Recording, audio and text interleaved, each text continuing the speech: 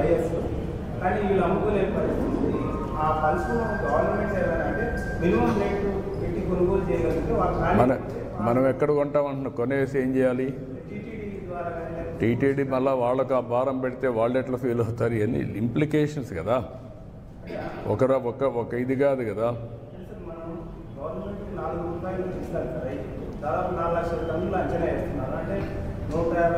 అది ఇచ్చామ్మా, దానికి నేను రేపు అన్నీ మీరే కొనాలన్నా కూడా ఎక్కడ కొనగలుగుతామంటున్నా? క్రాప్ మేనేజ్మెంట్ ప్యాటర్న్ కూడా చేంజ్ చేయాలి. అందుకే ఎప్పుడు రాష్ట్రంలో ఎక్కడ ఇవ్వని విధంగా 200 నుంచి 250 కోట్ల రూపాయలు అవుతుంది మనం ఇచ్చే సబ్సిడీ కూడా ఒక్క మ్యాంగో రైతులకే. అది కూడా మనం ఇస్తున్నాం. మిగిలిన విషయాలన్నీ కూడా మాట్లాడతాం. మధ్యాహ్నం అందరితో మాట్లాడి ఏ విధంగా మనం చేయగలుగుతాం అన్ని విషయాలు చేస్తాం. నిజమేనాయా? ఏం చేయాలంటున్నా? ఎవరు పెట్టాలి? టీటీడీ పెట్టాలి. వాళ్ళు ఏమంటారు? మేము ఎందుకు చేయాలంటే మళ్ళీ అవన్నీ విషయ సర్కిల్స్ కదా. భక్తుల యొక్క సెంటిమెంట్స్ కూడా మనం చూసుకోవాలి కదా. అవన్నీ ఉంటాయమ్మా. ఇవన్నీ ఏంటి ఎప్పుడన్నా చేశారా? కాదు, ఎప్పుడన్నా 4 రూపాయలు ఇచ్చి కొన్నారా? రెండోసారి నేనే కొంటున్నా. వ్యవసాయం బాగా చేస్తున్నాం కాబట్టి ఆదాయం ఇది కూడా దిగుబడి బాగా పెరిగింది. ఈ సంవత్సరం ఎప్పుడు లేని దిగుబడి వచ్చింది. ఇంటర్నేషనల్ మార్కెట్లో ప్రాబ్లం వచ్చింది. అదే సమయంలో గవర్నమెంట్ ఆఫ్ ఇండియా కూడా రిక్వెస్ట్ చేశాను, ఈ జ్యూసెస్ కానీ వీటన్ని ట్యాక్స్ వేయద్దని. We are working all these things, will sort it out. రైతు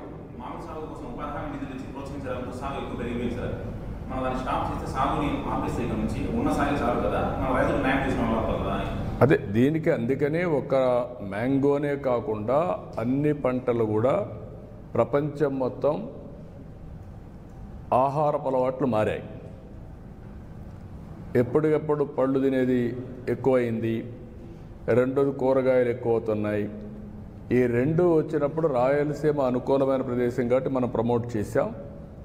దీన్ని ఏ క్రాపులు పండించాలి అనే దానిపైన నిరంతరం కూడా మనం పర్యవేక్షిస్తాం. పండించిన పంట వాల్యూ అడిషన్ కూడా ఫుడ్ ప్రాసెసింగ్ కూడా వెళ్ళాలి. అందుకే ఈరోజు తమిళనాడులో కర్ణాటకలో లేనటువంటి ఫుడ్ ప్రాసెసింగ్ మన దగ్గర ఉన్న మన గొడవలు కూడా జరిగాయి. మీరు చూశారు కర్ణాటకలో. వాళ్ళంతా ఇక్కడ తీసుకొస్తామంటే మనకే చాలదని చెప్పి మనం చెప్పాం. ఇంకా చేయాల్సిన అవసరం ఉంది. ఫుడ్ ప్రాసెసింగ్ రావాలి, ఇంటర్నేషనల్ మార్కెటింగ్ రావాలి. స్టాప్ చేయాలంటే ఏ పంట వేయాలి కూడా వర్కౌట్ చేయాలి కదా. రాను రాను ఆధునీకరణలో తర్వాత రెండో విషయం కూడా మీరు చూస్తే ఫుడ్ హ్యాబిట్స్ మారిన తర్వాత దీనికి తగినటువంటి ఇది కూడా మనం తయారు చేయాలి. ఒకప్పుడు దిగుబడులు తక్కువ ఉండేటివి, ఇప్పుడు దిగుబడులు బాగా పెరుగుతున్నాయి. ఒకప్పుడు చిన్నప్పుడు నేను చూసినప్పుడు మామిడి ఇంటికే వాడేవాళ్ళం. మీకు కూడా ఐడియా ఉంది. ఇంటి కోసం చెట్లు వేసేవాళ్ళం. ఆ చెట్లు వచ్చే పంట తర్వాత వాణిజ్య పంటగా తయారైంది. అంటే ఎవరికొకరికి ఇచ్చి ఈ చెట్లు ఇంత పంట ఉంది నువ్వు కొనుక్కోమనేవాళ్ళు.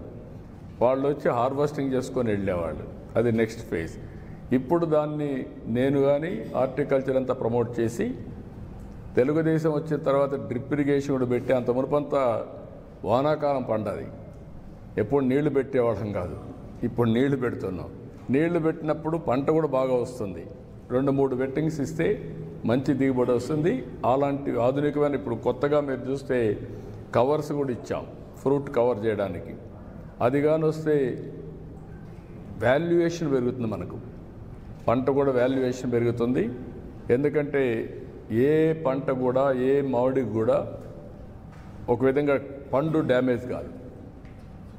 ఆ మచ్చలు కానీ సైజు కానీ ఇవన్నీ బ్యూటిఫుల్గా వస్తాయి. అలాంటి వినూత్నమైన ఆలోచనలతో మనం ముందుకు పోవాల్సిన అవసరం ఉంది. ఈ సమస్య అట్మోస్ట్ ఎఫిషియెంట్గా పరిష్కారం చేస్తాం. ఎవ్వరు అందరూ హాజరవుతారు. తొలి రోజే కదా, అప్పుడే నువ్వు సెలవులు పలవలు. తెలుగుదేశం పార్టీకి ఒక మెకానిజం ఉంది. తెలుగుదేశం పార్టీ 45 ఏళ్ళుగా పార్టీ క్యాడర్ బేస్డ్ పార్టీ ఇది కాబట్టి అవన్నీ సిస్టమేటిక్గా ఉంటాయి.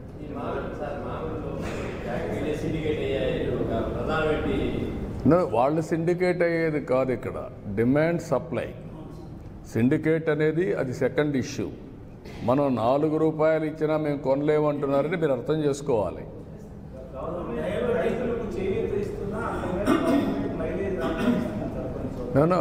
నేనేమంటానంటే రైతులు కూడా అర్థం చేసుకోవాలి, రాజకీయాలు ఎప్పుడూ ఉంటాయి. ఏమీ చేయని వాళ్ళు శివ రాజకీయాలు చేస్తూ ఉంటారు ఇప్పుడు నేను అడుగుతున్నా, ఎప్పుడన్నా ₹1 ఇచ్చారు చిత్తూరు రైతాంగానికి? ఎప్పుడన్నా కానీ డ్రిప్ ఇరిగేషన్ ఇచ్చారా? మరి వీళ్ళు మాట్లాడడం ఏంటి? కనీసం రాయలసీమలో 2000 కోట్లు ఖర్చు పెట్టారు ఇరిగేషన్లో, వీళ్ళు మాట్లాడడం ఏంటి? నేను ఈరోజు 3950 కోట్లు ఒకేసారి 100 యువకుని డబ్బులు ఇచ్చాను.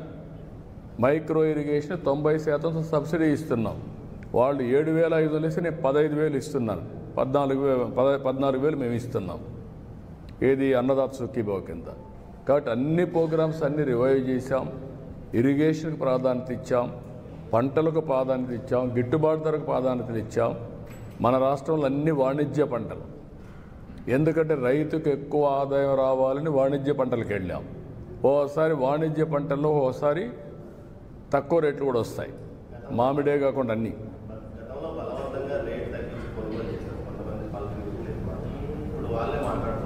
అదే నేను వీళ్ళు చేసిన ఎవరైనా కానీ ఫ్రీగా మాట్లాడే పరిస్థితి ఉంది 5 ఏళ్ళు, ఫ్రీగా రాసే పరిస్థితి ఉంది 5 ఏళ్ళు. వీళ్ళు వచ్చి కథలు మాట్లాడుతున్నారు, బలవంతంగా చేసి దాంట్లో కూడా కమిషన్లు కొట్టిన వాళ్ళు వచ్చి మాట్లాడుతున్నారు. కమిషన్లు వాటాలు తీసుకున్న వాళ్ళు వచ్చి మాట్లాడుతున్నారు. ఇప్పుడు ఎంత అజిటేషన్ అయింది రైతుల్లో, మా దీన్ని బలవంతంగా చేస్తున్నారు, వాటాలు తీసుకుంటున్నారు, మాకు వచ్చే డబ్బులు వీళ్ళు కొట్టేస్తున్నారని చెప్పి కూడా పెద్ద గొడవలు అయినాయి. కాబట్టి ఇవన్నీ ఉన్నాయి. అందుకే నేను మీకు అనేది అంటే ప్రభుత్వం ఒక బాధ్యత కలిగిన ప్రభుత్వం. ఏ చిన్న విషయాన్ని కూడా యాజ్ ఇట్ ఈజ్ వదిలిపెట్టడం లేదు. అట్మోస్ట్ సమర్థవంతంగా ఆ సమస్యను పరిష్కారం చేస్తున్నాం.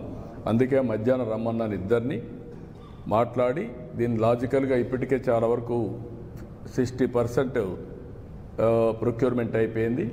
ఈ మంత్ 20కి 25కి లేకపోతే మంత్ ఎండ్కు లేకుంటే ఆగస్టు, అది మధ్యాహ్నం నేను చెప్తాను ఏ టైం అనేది, దాని ప్రకారం ముందుకెళ్తాను. ఏది వీళ్ళకి ఇచ్చేదా డిఫరెంట్గా ఇవన్నీ తొందరలోనే వాళ్ళ అకౌంట్లో వేస్తాం. ఫస్ట్ డేనే కదా, ఎప్పటికప్పుడు మీకు అందరికి ఐడియా ఇస్తాం. సుపరిపాలనలో తొలి అడుగు, అనేక ఇబ్బందులు అధిగమించి ముందుకు పోతున్నాం. తల్లికి వందనం ఒకప్పుడు ఇచ్చింది ఒక్క బిడ్డకి ఇస్తే, నేను పోతే ఒక 20 ఏళ్ళు తిరిగినప్పుడు 4, 5 మంది 7 మందికి ఇచ్చాం. Is it not our achievement? 7 మందికి ఇచ్చామంటే 1,05,000 రూపాయలు ఒక కుటుంబానికి, ఒక తల్లికి వందనం కింద ఇచ్చిన ఘనత తెలుగుదేశం పార్టీది.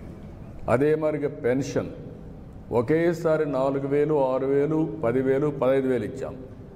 ఇది ఎక్కువ ఇచ్చినప్పుడు కొంతమందికి ఆశలు కూడా పుడతా ఉంటాయి, రేపు మనకు కూడా వస్తే సరిపోతుంది. ఎందుకంటే అన్నింటికంటే ఆ కుటుంబానికి ఆదాయం వచ్చే విధానం 64 లక్షల ఫ్యామిలీస్కి ఇస్తున్నాం, మెంబర్స్కి ఇస్తున్నాం. టోటల్గా మీరు చూస్తే 34,000 కోట్ల రూపాయలు ఇస్తున్నాం. పేదల సేవలో మొదటి తారీఖు వస్తే గ్రామాలు కళకళలాడే పరిస్థితి వచ్చేది. ఎప్పుడు ఇచ్చారు అడుగుతున్నా. 5 ఏళ్ళు 250 పెంచుకుంటూ పోయి ముక్కుతూ మూలుగుతూ ఇస్తే అది గొప్ప. నేను రెట్రాస్పెక్టివ్ ఎఫెక్ట్ ఇచ్చాను. ఏప్రిల్ నుంచే పెంచిన పింఛన్లు ఇచ్చాను. ఎవ్రీ మంత్ ఫస్ట్ తారీఖున 6 నుంచి 8కి 2 అవర్స్లో పెంచేస్తున్నాం. ఒకప్పుడు దీనికోసం ఒక వాలంటీర్లు పెట్టి, ఆ వాలంటీర్లు అనవసరంగా ఇబ్బంది పెట్టి, ఆ రోజు మీరు చూశారు. ఈ వాలంటీర్లు లేకపోతే పింఛన్లు ఇవ్వలేమని చెప్పడానికి మేలో ఎండలో దీపేసి కొంతమంది చనిపోయే పరిస్థితికి వచ్చారు. అన్ని రాజకీయాలు, ఇప్పుడు రాజకీయాలు ఏమి ఉండవు, అర్హులందరికీ వస్తాయి. వీళ్ళు అనర్హులకి అందరికి ఇచ్చుకొని అవి తీసేస్తే దాన్ని గొడవ చేస్తున్నారు. అంటే మీ ఇష్టమేంటమ్మా, మీరు మీ కార్యకర్తలకు ఇచ్చేయడం. బ్రహ్మాండంగా ఫిజికల్ ఫిట్నెస్ ఉంటాడు, వాడు వికలాంగుడు, వాడిని ఏమనాలి? అలాంటి వికలాంగులందరినీ ఇస్తే అసలైన వాళ్ళు ఏమవుతారని అడుగుతున్నా. ఇది పబ్లిక్ మనీ.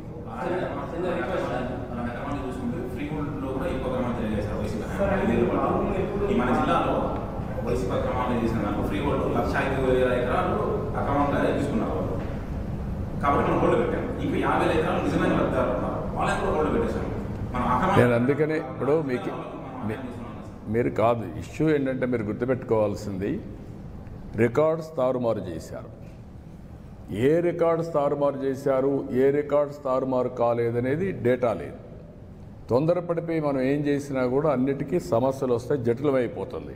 ల్యాండ్ అనేది సున్నితమైన విషయం. ల్యాండ్ని ఇప్పుడు నువ్వు అన్నావు ఆ 50,000 ఉన్నాయి కాబట్టి ఇచ్చేసి అన్ని ఇచ్చేస్తాం. ఆ 50,000 మంది కరెక్ట్గా ఉన్నారా లేదా, దాంట్లో ఏమైనా సమస్యలు ఉన్నాయా, మళ్ళీ వాళ్ళు చేసిన తప్పులు మనం చేస్తున్నామా, దీన్ని మొత్తం అనలైజ్ చేసి 1 year ఆ కార్యక్రమం పెట్టుకున్నాను. నేను ఎక్కడికి పోయినా 10 పిటిషన్లు వస్తే 7, 8 ఈ పిటిషన్లు వస్తున్నాయి. నా ల్యాండ్ వేరే వాళ్ళు చేసేసారు, నా పేరుతో లేదు, లేదంటే ఇంకొక సమస్య ఉంది, ఇలాంటి చాలా ఉన్నాయి.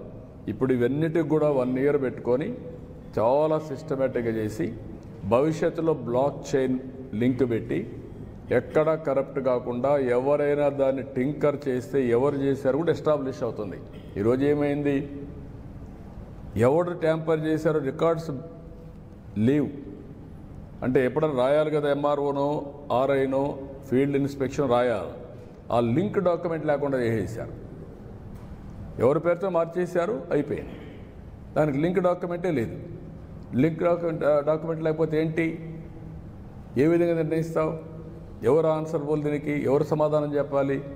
అలాంటి చాలా సమస్యలు వచ్చాయి. ఇవన్నీ క్షుణ్ణంగా చేస్తున్నాం, వన్స్ ఫర్ ఆల్ సెటిల్ చేస్తాం.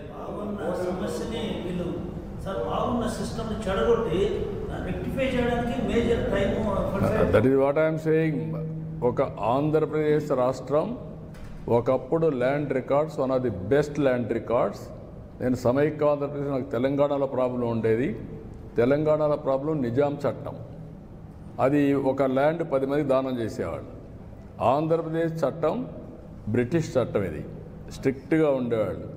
అందుకే ఒరిజినల్గా మీరు చూస్తే, నేను చిన్నప్పుడంతా కూడా మీరు కూడా చూసి ఉంటారు, జమాబందీ ఇవన్నీ పెట్టి ఊర్ల వారీగా మీటింగ్లు పెట్టి, కేఎం విఎం మీటింగ్లు పెట్టి, ఎంఆర్ఓ ఆఫీసులో ఆర్డీఓ అప్పుడు తహసీల్దార్ ఉండేవాడు, తహసీల్దార్ ఆఫీస్కి వచ్చి అవన్నీ సెటిల్ చేసేవాడు. నా ఆస్తి నా పేరుతో ఉందో లేదో చెక్ చేసుకునేవాళ్ళం. అలాంటి వ్యవస్థలన్నీ వీళ్ళు ఒక మంచి వ్యవస్థను కూడా నాశనం చేసే పరిస్థితికి వచ్చారు. ఏమి చేయలేదనేసి రోడ్ వైసీపీ వస్తుంది పరిస్థితి. ఫర్ ఎగ్జాంపుల్ మా రోడ్డు తీసుకుంటే ఎంతో డెవలప్ అయింది ఆ 5 ఏళ్ళ పీరియడ్కి ఇప్పటికి ఏడాదిలో. అది సంక్షేమ పథకం. ఇవన్నింటినీ ఎందుకు మనం ప్రజల ముందు తీసుకుని గతంలో ఎట్లా ఉంది, ప్రజల్లోకి వెళ్తున్నారు కదా, ప్రచారం కావచ్చు, తప్పు ప్రచారం జనాల్లోకి వెళ్తుంది అంటున్నారా, మీరు చేసే ప్రచారం వెళ్తుందా? నేనేమంటానంటే తప్పుడు ప్రచారం తాత్కాలికం, చేసిన పని శాశ్వతం. చేసిన పనిని ప్రజల్లోకి తీసుకుపోవాలి, దాంట్లో సెకండ్ థాట్ లేదు. కొంతమంది, నేను నా రాజకీయ జీవితంలో ఎప్పుడు కూడా రాజకీయం ఫేక్ ఫెలోస్తో రాజకీయం చేయాల. వీళ్ళు ఫేక్, అవాస్తవాన్ని వాస్తవం చేయడానికే ప్రయత్నం చేస్తారు. ఒక కేస్ స్టడీ మీ అందరికీ. వివేకానంద రెడ్డి చంపి నేను చంపామని నా చేతిలో కత్తి పెట్టే పరిస్థితికి వచ్చారంటే కరుడుగట్టిన నేరస్తులు. అంతేకాకుండా అవినీతిలో కూడా మామూలు అవినీతి కాదు, ఆర్థిక ఉగ్రవాదులు చేయని అవినీతి చేసే పరిస్థితికి వచ్చారు. నిన్న చూడండి, ఏదైతే అతను సింగయ్య వాళ్ళ కార్యకర్త వచ్చాడు, కారు కింద పడ్డాడు, క్లియర్గా ఉంది. మానవత్వం అంటే ఏం చేసి ఉండాలి మీరు? వాడిని హాస్పిటల్కి తీసుకెళ్ళాలి కదా. తర్వాత ఏం జరిగిందో అది వేరే విషయం. కనీసం మనం దారిలో పోతూ ఉంటే ఒక యాక్సిడెంట్ జరిగితే మనం ఏం చేస్తాం? కనీస బాధ్యత, సామాజిక స్పృహ, ఇమ్మీడియట్గా దిగుతాం. మానవత్వంతో అతన్ని సేవ్ చేయడానికి ప్రయత్నం చేస్తాం, హాస్పిటల్కి తీసుకుపోతాం, ఏం చేయాలో అన్నీ చేస్తాం. సో మెనీ సార్లు, ఎన్నోసార్లు నేను దారిలో పోతా ఉంటే యాక్సిడెంట్ అయితే నా అంబులెన్స్ ఇచ్చి హాస్పిటల్కి తీసుకుపోయాం. రోడ్ యాక్సిడెంట్ అది, అయినా కూడా నేను పంపించేవాడిని. కనీసం నువ్వు నిలబడకుండా, కనీసం దాన్ని నీ మనుషులు అక్కడ ఒక కుక్క పిల్లల మారికి తీసి రోడ్డు మీద పక్కన బారేసి, చెట్ల కింద బారేసి మీరు వెళ్ళిపోయారంటే, కంపల్లో బారేసి, మానవత్వం ఉందా మీకు? ఇప్పుడు ఆ అమ్మాయిని పిలిపించి బెదిరించి దాన్ని రాజకీయం చేయాలని చూస్తున్నారంటే వీళ్ళు మనుషులా? వీళ్ళు అదే ఈ ప్రజానీకం అర్థం చేసుకోవాల్సిన అవసరం ఉంది. ఇలాంటి వాళ్ళని నీతిమాలిన వ్యక్తులు, లేకపోతే ఒక నేర చరిత్ర కలిగిన వాళ్ళు రాజకీయాల్లోకి వచ్చి రాజకీయ ముసుగేసుకొని ఇప్పుడు నేను అడుగుతున్న వీళ్ళు చేసే నేరాలు మామూలు రౌడీలు అయితే వదిలిపెడతామండి? 2 నిమిషాల్లో కుక్కను కొట్టి లోపల వేసేవాళ్ళం. అన్ని అరాచకాలు చేయడం మంచిది కాదు. ఆ అరాచకాలు చేసి రాష్ట్రానికే ఒక పెను సవాలుగా తయారయ్యారు. రాజకీయాలకే ఒక చీడ పురుగుల మారిగా తయారయ్యే పరిస్థితి వచ్చారు. ఎవరేమైనా ఎన్ని చేసినా చట్టం ఉంటుంది, చట్టం దాని పని అది చేస్తుంది. సంబంధించి మార్గదర్శకలో వచ్చే రెస్పాన్స్ ఎలా అంటే దానికి చాలా మంది విమర్శలు చేస్తున్నారు. చెల్లి గవ్వ ఖర్చు పెట్టిన వాళ్ళు ఎవరైనా వస్తామంటే వాళ్ళని విమర్శించే అర్హత ఉందండి? అది నీతిమాలిన చర్య కదా. ఒక్క పైసా మీరు ఖర్చు పెట్టిన దోచుకోవడం తప్ప ఖర్చు పెట్టడం లేదు.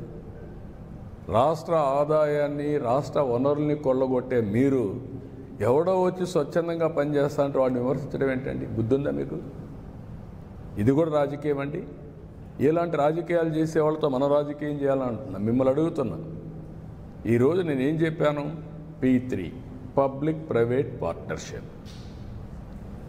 ఈరోజు దీనివల్ల ఈ రోడ్లు వచ్చాయి, ఎయిర్పోర్ట్లు వచ్చాయి, పోర్ట్లు వచ్చాయి, కాలేజీలు వచ్చాయి, అనేక వస్తువులు వచ్చాయి.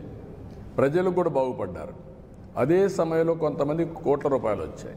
ఆర్థిక అసమానతలు పెరిగిపోతున్నాయి. ప్రభుత్వం ఇచ్చే సంక్షేమ కార్యక్రమాలు ఎక్కడ ఆపం, అభివృద్ధి కార్యక్రమాలు ఆపం.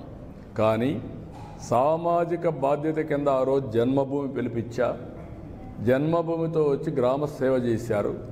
ఈరోజు నేను ఇచ్చేది P4 అన్నాను, ప్రభుత్వం ప్రైవేట్ పీపుల్ పార్ట్నర్షిప్. ఈరోజు నేను ఒక్కసారి మీరు చూస్తే నేను ఒక 20 ఏళ్ళు తిరిగాను. తిరిగితే ఒక అతను చాలా బాగా పనిచేశాడు. వడ్డీ కులస్తుడే, అందరూ వాళ్ళే. వాళ్ళలో ఒక ఫ్యామిలీ చాలా బాగా పనిచేసి పిల్లల్ని బ్రహ్మాండంగా 20 ఏళ్లలో చదివించి, ఒకడు అమెరికాలో ఉన్నాడు, ఒకడు బెంగళూరులో వ్యాపారాలు చేస్తున్నాడు. అందరికంటే అందరూ ఇంజనీర్లు చేశారు. ఫస్ట్ ఒక కొడుకును మాత్రం చదివించలేక తోడుగా పెట్టుకొని అందరినీ తయారు చేశాడు. ఆయన కొడుకులు వాళ్ళ మళ్ళా మనవాళ్ళు మనవరాళ్ళు కూడా చదివించాడు. అప్పుడు నేను డబ్బులు కూడా ఆర్థిక సహాయం చేశాను.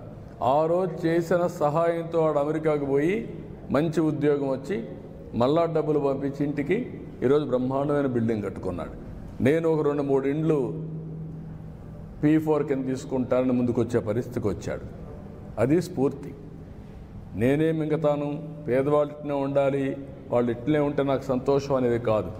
పేదరికం లేని, అందుకని నేను ఏమన్నానంటే నేను కష్టపడేది కూడా ఈ పేదవాళ్ళ కోసం కష్టపడుతున్నా, ప్రజల కోసం కష్టపడుతున్నా. అది కూడా నా జీవితంలో చూడాలనుకుంది. Zero poverty 2029. అక్కడి నుంచి ఆర్థిక ఇంకా మెరుగైన జీవన ప్రమాణాలు క్రియేట్ చేసే వ్యవస్థ, ఆర్థిక వ్యవస్థలో ఆర్థిక అసమానత తగ్గించే వ్యవస్థకు శ్రీకారం చుడతాం. That is our aim.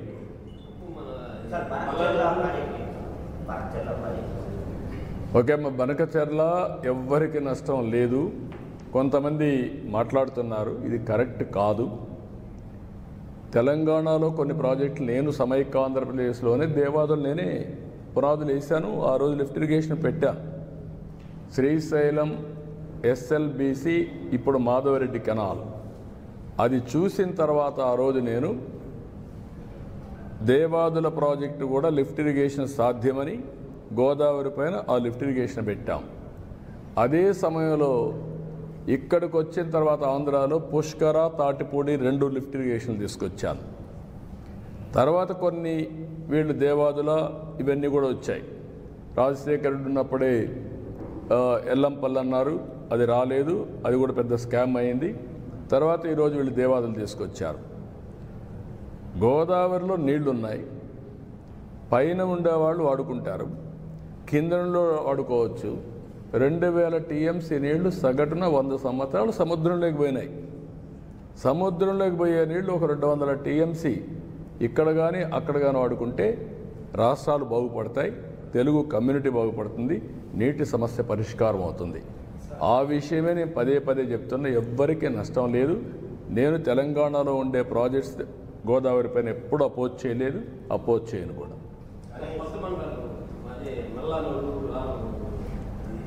అవి రెండు వస్తాయి బ్రదర్, తొందరలో వస్తాయి. మీకు పోదామా, టైం అవుతుంది, పోదామండి.